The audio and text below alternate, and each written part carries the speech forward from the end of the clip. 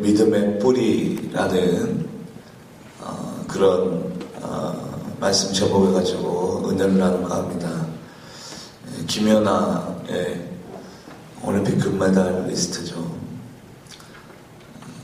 김연아의 말에 의하면 포기하고 싶었던 적도 많고 빙판 위에서 엉엉 운 적도 많고, 나는 소질이 없는가, 나는 자질이 없는가에 대해서 심히 마음 가운데 복잡한, 그리고 절망의 순간에서도 계속해서 인내하며 나아가던 김연아 선수.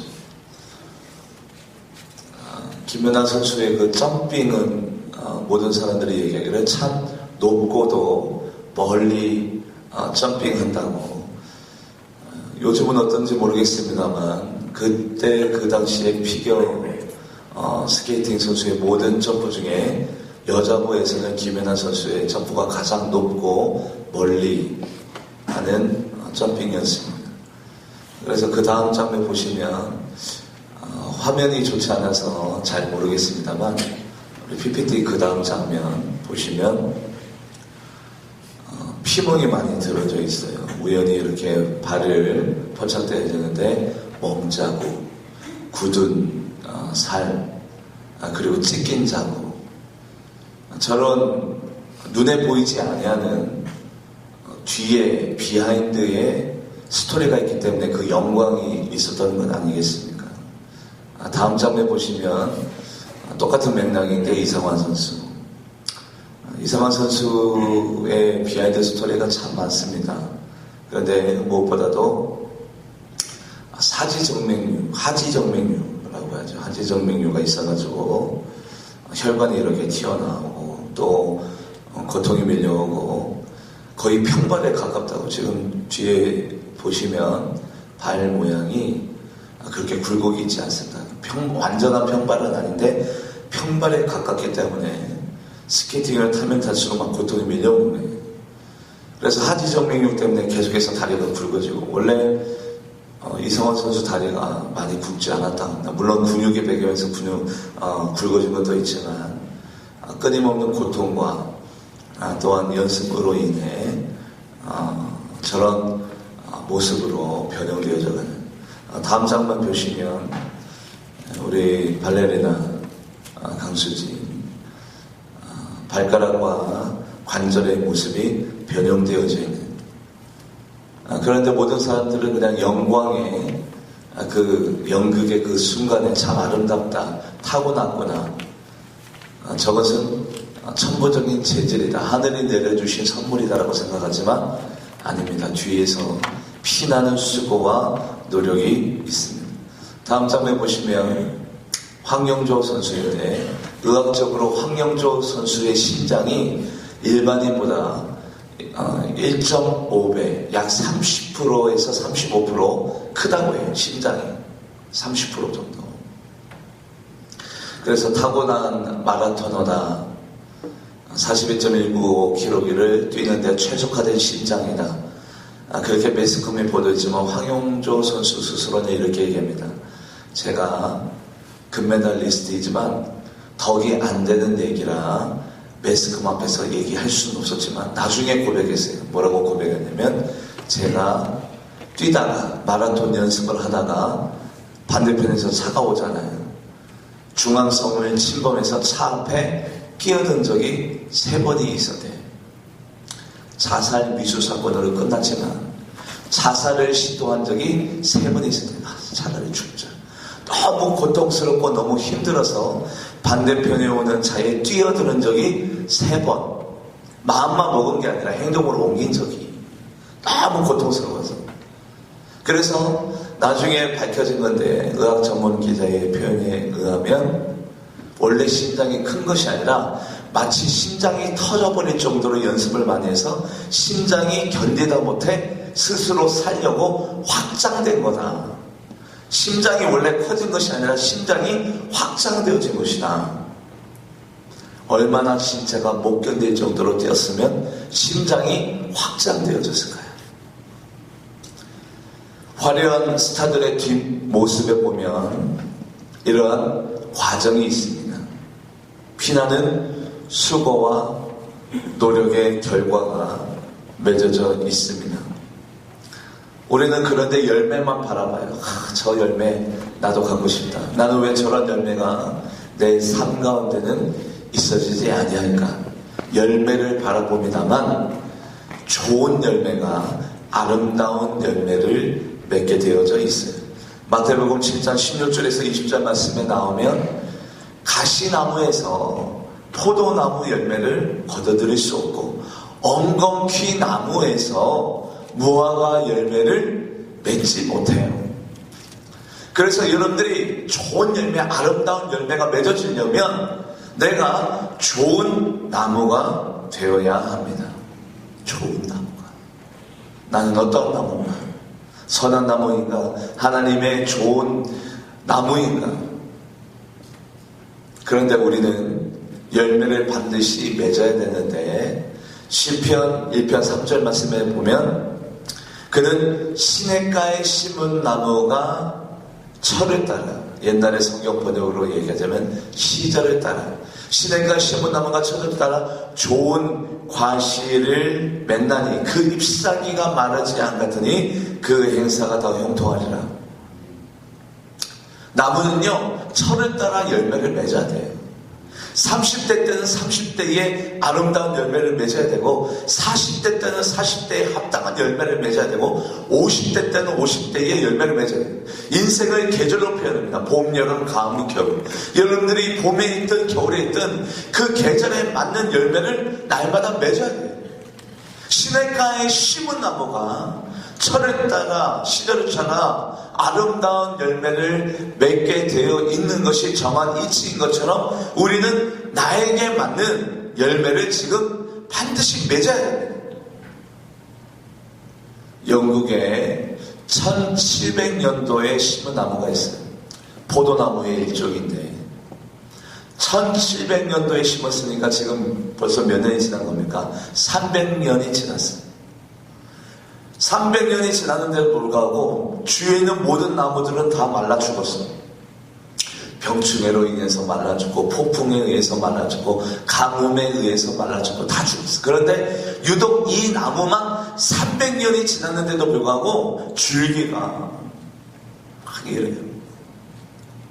그래서 오히려 이 나무로 인해 그 지역에 관광지가 개발될 정도로 너무 유명한 나무다 보니까 그래서 학자들이 도대체 이 나무는 뭐가 다른가 해가지고 연구를 시작했어요. 어떻게 해서 이렇게 300년 동안 죽지도 아니하고 어떻게 이렇게 들신할 수 있을까 조사를 해봤더니 그 나무 곁에 약 200m 떨어진 곳에 템즈강, 영국의 템즈강이 흐르고 있었는데 그 300년 된 그 나무의 뿌리가 300년 된 나무의 뿌리가 그 자리에 박혀져 있었다면 그 나무는 죽을 수밖에 없었대요. 왜냐하면 그 나무 밑에를 파보더니 안밭지역이에요. 바위지역이에요. 바위지역. 그래서 뿌리가 어떻게 자라냐면 조금 내려가다가 옆으로 자라는 거예요.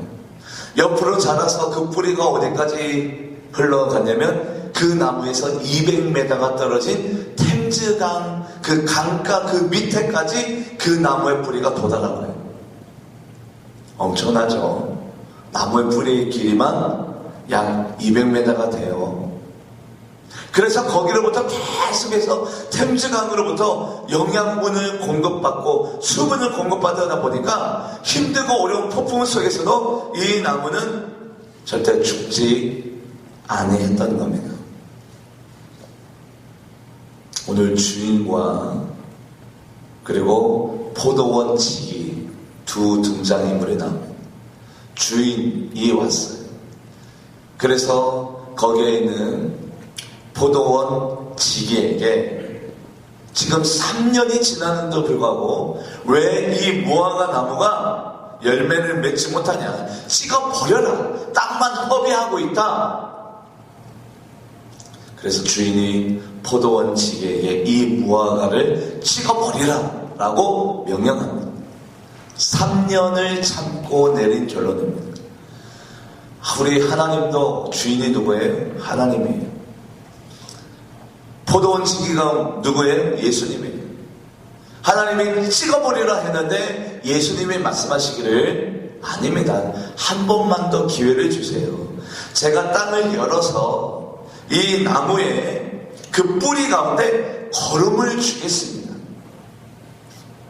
그 거름을 주고 난 다음에도 열매가 맺어지지 아니하면 이 나무를 찍어버리세요 라고 예수님이 간곡히 하나님의 결정을 만료합니다.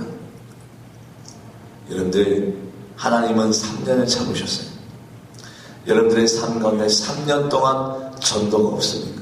3년 동안 믿음의 진보가 없습니까? 3년 동안 매일 그 자리에서 계십니까? 아닙니다. 믿음의 열매가 맺어져야 돼요. 전도의 열매가 맺어져야 돼요. 영적인 성숙함의 열매가 맺어져야 되는데 예수님께서 특단의 조치로 그 나무가 열매가 맺어지지 아니하니까 특단의 조치로 뭐를 했어요? 땅을 열어서 거름을 주어서 뿌리를 견고하게 하였어요.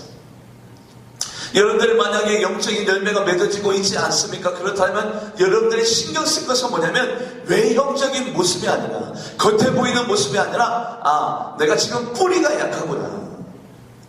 뿌리가 튼실해야 열매가 맺어지는 거예요. 뿌리가 튼튼해야 열매가 맺어지는 것인데 내가 지금 열매가 없다라면 내 뿌리가 연약하구나. 구약성경에 사무엘상 17장 말씀에 보면 다윗이 등장합니다. 다윗이 왔는데 저쪽 블레셋 군사에서 키 큰 사람이 누구예요? 골리앗이죠. 하나님을 저주하고 이스라엘 백성을 조롱합니다. 그래서 내가 다윗이 전쟁에 참가하려고 딱 하니 섰습니다. 그랬더니 그 가정 가운데 가장 큰 형 엘리야함이 얘기하기를 뭐라고 얘기했냐면, 너는 양들을 누구에게 맡기고 이곳에 왔느냐? 참으로 너는 교만하구나 다윗아. 너의 완악함을 내가 아노니 너는 지금 전쟁을 구경하러 왔노라 라고 엘리압 큰 형이 이야기합니다. 너는 전쟁을 구경하러 왔구나. 그런데 다윗이 전쟁을 구경하러 온 것이 아니에요. 다윗의 뿌리는 비록 만내였지만 견고하고 장엄했어요. 다윗은 왜 겁이 나지 않았겠어요?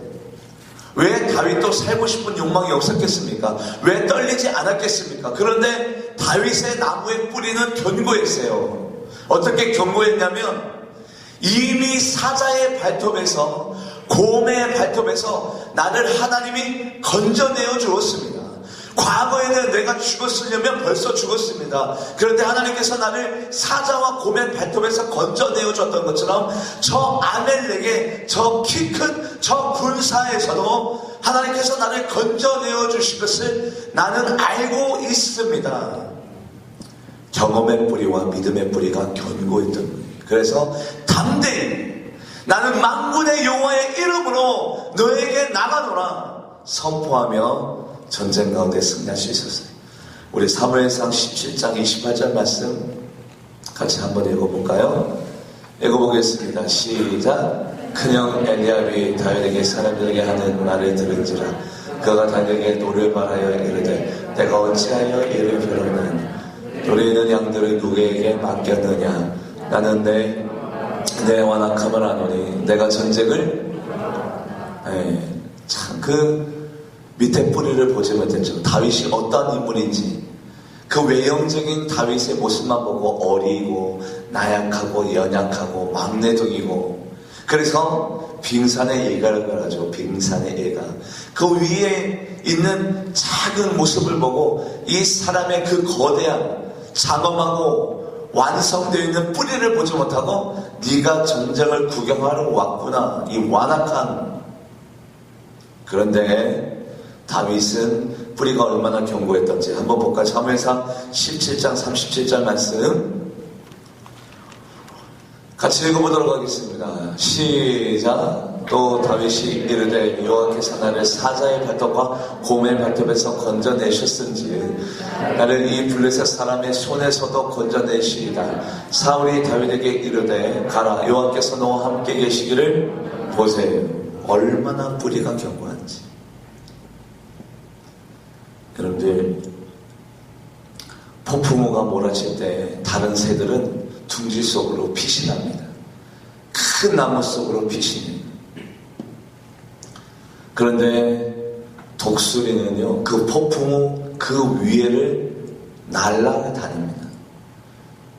저기압에 의해서 폭풍우 구름은 땅에서 위에 형성되어져 있는데 독수리는 그 위를 날아갈 수 있는, 창공을 날아다닐 수 있는 활공법에 그 튼튼한 날개가 있어요.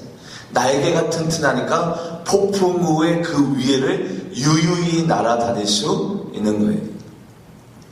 작은 배가 있고 큰 배가 있습니다. 작은 배는 날씨의 영향을 받아요.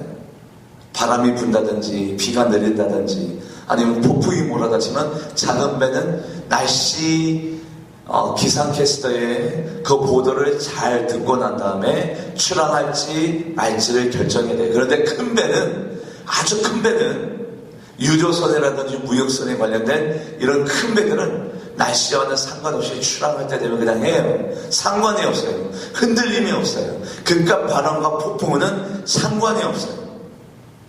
제한받지 아니에요.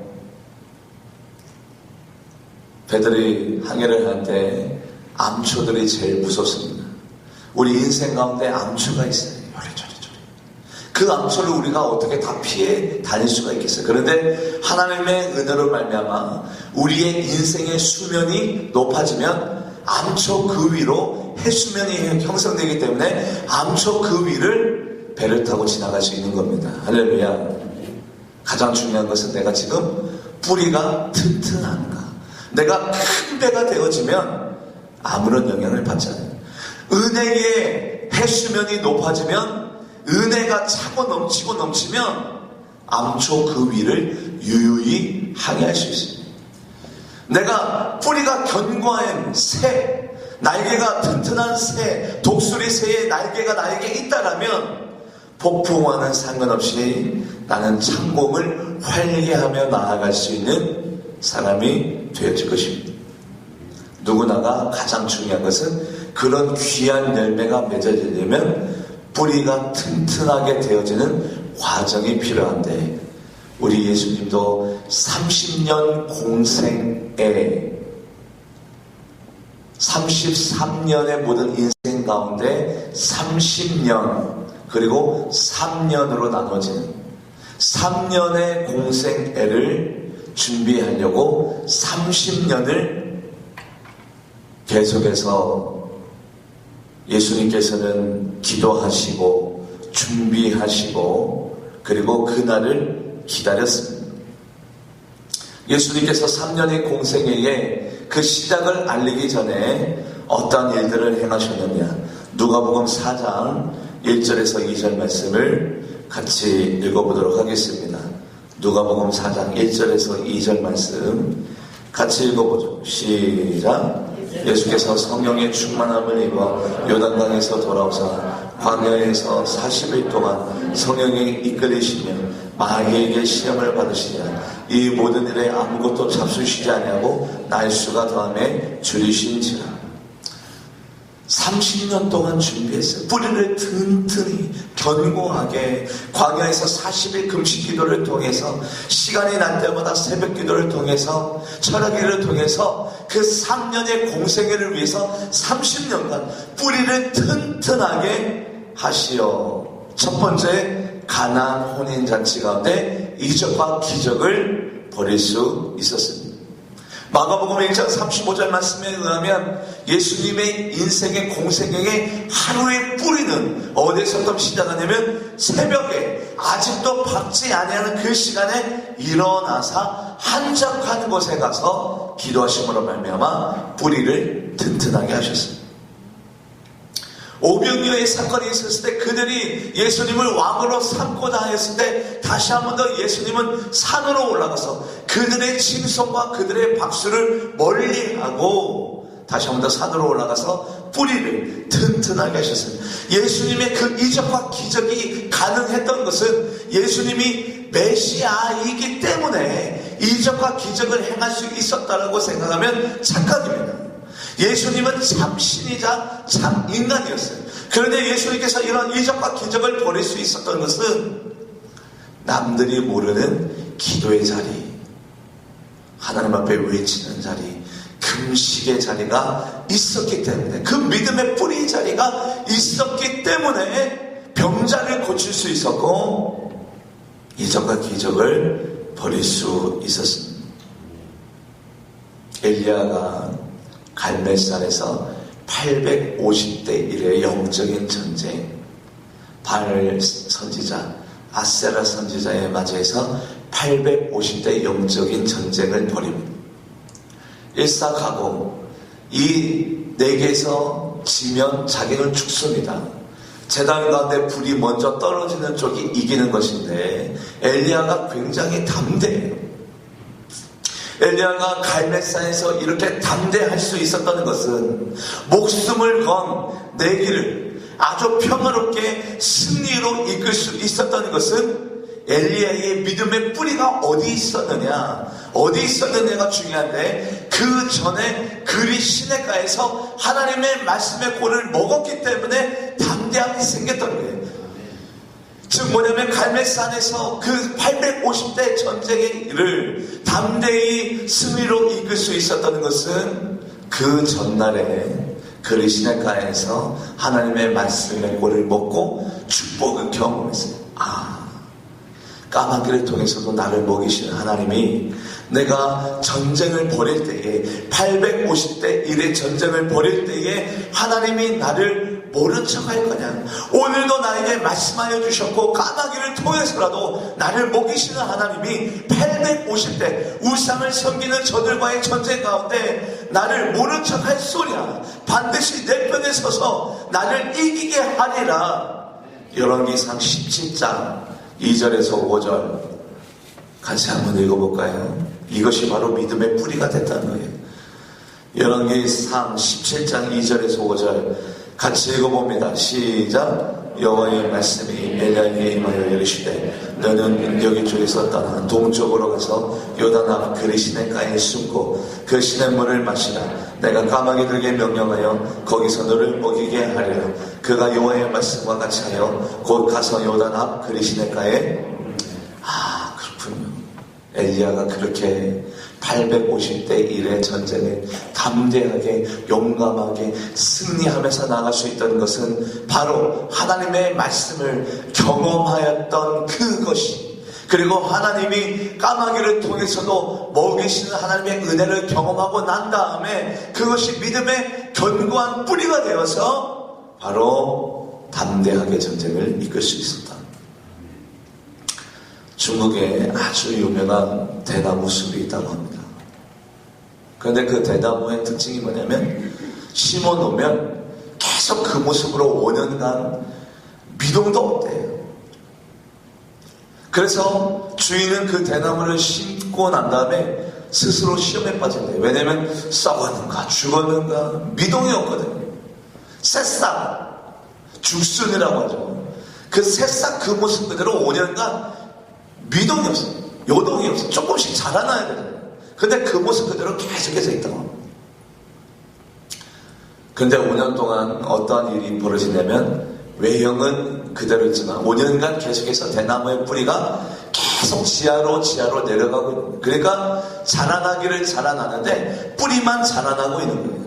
그래서 그것이 계속해서 땅속으로 들어가고 난 다음에 그 대나무가 30m까지 자라나는데 5년간 미동이 없었던 그 대나무가 30m까지 자라나는데 걸리는 개월수는 3개월. 3개월 만에 30m까지 쭉쭉쭉쭉 자라납니다. 그것을 보니까 한 주에 한 주에 30cm씩 자라났다. 5년간 미동도 안 하지 않았던 그 대나무가 3개월 만에 30m씩 자라나는데, 여러분들 그러한 열매들이 여러분들에게 있어지려면 계속해서 여러분들의 믿음의 뿌리가 견고해져야 하는데, 여러분들이 아름다운 열매를 맺기 원하십니까? 하나님이 보시기에도 든실한 열매를 맺기 원하십니까? 그렇다면 여러분들이 신경 써야 될 것은 오늘 본문 말씀에 나와 있는 것처럼 포도원 지게가 그 나무의 땅을 열고 그 뿌리를 견고하기 위해서 걸음을 주었듯이, 여러분들의 영혼 가운데 여러분들의 뿌리가 견고해질 수 있는 걸음을 제공해야 되는데, 여러분들의 믿음의 뿌리를 든실하게 하기 위해 여러분들은 어떠한 영적인 액션을 취하고 있습니까? 저의 믿음의 액션은 새벽과 그리고 날마다 하나님 앞에 시간 날 때마다 찬양을 크게 틀어놓고 또 기도를 하고, 그리고 목양실에서 묵상하고 또 말씀을 대하는 것이 저에게는 뿌리를 든실하기 위한 걸음을 주는 그런 과정입니다. 다윗이 그 일행들이 사흘 만에 시글락에 도착했어요. 시글락. 도착해서 봤더니 모든 사랑하는 아내와 자녀들까지도 아멜렉 군사가 다 포로로 잡아간, 도성은 불탑니다. 자기의 본거지는 다 불살라졌습니다. 집도 없습니다. 사랑하는 아내도 딸도 아들도 다 아멜렉 군사에 의해서 잡혀갔습니다. 그때의 모든 사람들이 낙심하고 낭망하고 손에 돌을 쥐고 그 돌을 가지고 다윗을 때려 죽이려고 할 때에, 그때 다윗은 성경 말씀에 의하면 이런 표현이 있습니다. 좌절의 순간에 낭망의 순간. 다윗의 사랑하는 두 아내 아비노함도 잡혀가져 있을 때에 다윗이 취했던 행동은 무엇이냐? 사무엘상 30장 6절 말씀, 사무엘상 30장 6절 말씀 같이 읽어봅니다. 시작.